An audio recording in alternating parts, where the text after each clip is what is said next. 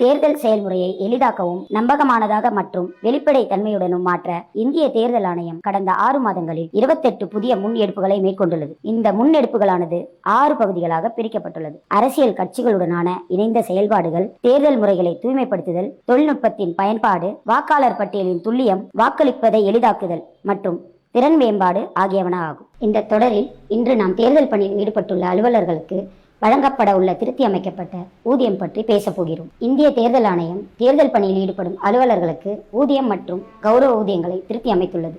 இதற்கு முன் இத்தகைய ஊதிய திருத்தம் 2014 முதல் 2016 இடையில் நடைபெற்றது. இதன்படி வாக்குச்சாவடி நிலை அலுவலர்கள் ஆண்டு ஊதியம் இரட்டிப்பாக்கப்பட்டுள்ளது. அதனுடன் மேற்பார்வையாளர்கள், தேர்தல் பணியாளர்கள், மத்திய ஆயுத போலீஸ் படை உறுப்பினர்கள் மற்றும் கண்காணிப்பு குழுக்களின் ஊதியங்களும் திருத்தப்பட்டுள்ளன.